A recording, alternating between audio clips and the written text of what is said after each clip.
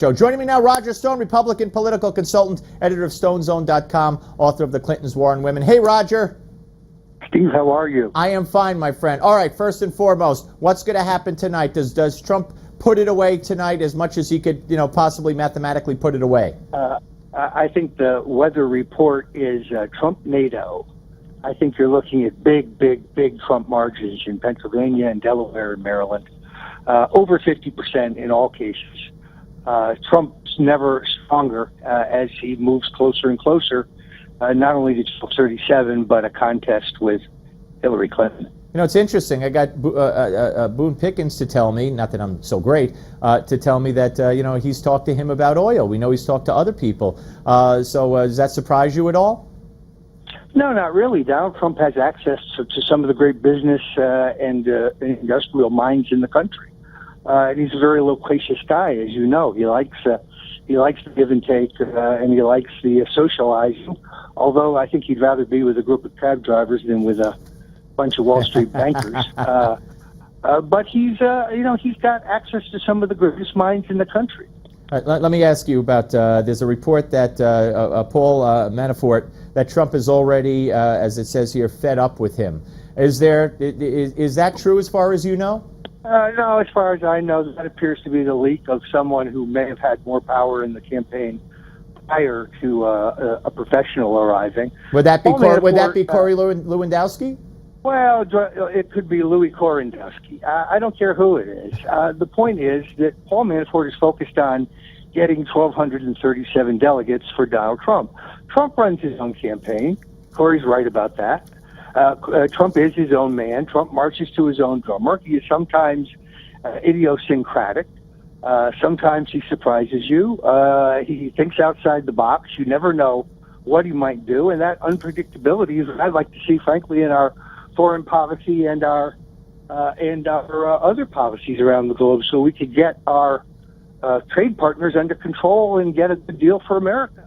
So, these are the aches and pains of a campaign, but I think Manafort remains focused on the job from everything I can see, and we will see the fruits of Manafort's labor tonight. I mean, they dropped a special team into Pennsylvania, two veteran operatives, David Urban, longtime political operative and chief of staff, former Marine, chief of staff Senator Arlen Specter, and Jim Schultz, who was the Republican operative and director of political affairs under the previous Republican governor of Pennsylvania. This fellow was the dispenser of patronage. To play the delegate game, right? Yeah, to play the delegate game. To play the delegate game. Yeah. And looking at the 54 uncommitted delegates, I think that they are all gettable. All right, interesting. Let me ask you this. That deal, the Cruz-Kasich deal, which they didn't even know what the deal was, apparently, because Kasich said, I never asked anybody not to vote for me in Indiana. I want them to vote for me. Yes. What do you make? What do you make of that? Well, this is not unlike when many people don't know this, but Governor Nelson Rockefeller and Governor Ronald Reagan had a secret backdoor agreement to try to work together to block Richard Nixon's comeback on the first ballot in Miami Beach in 1968.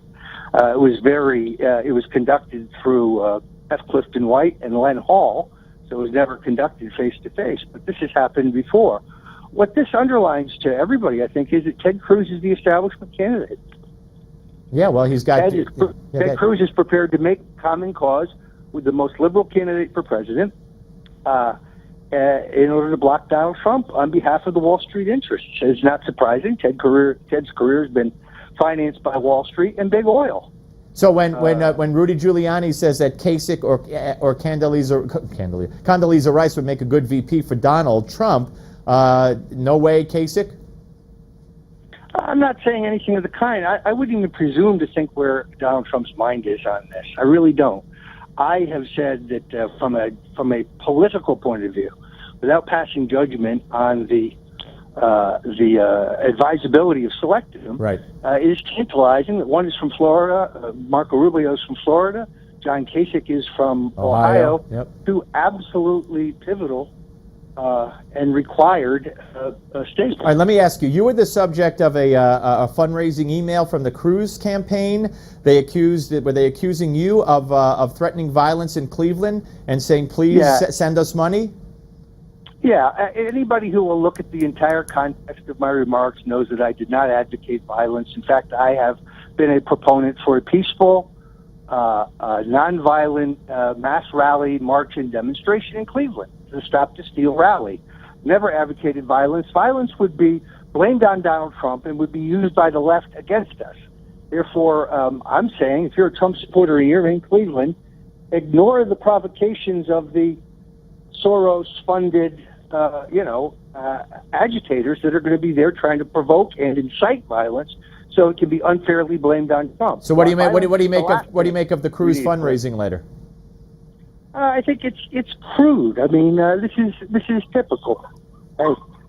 It's very crude. This is very typical of what they do. Maybe Donald should adopt crude Cruz.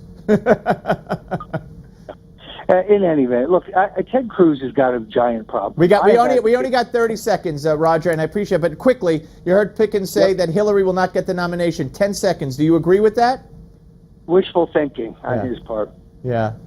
So it'll be her and Donald. Thank you, Roger. Always appreciate it. Roger Stone, ladies and gentlemen.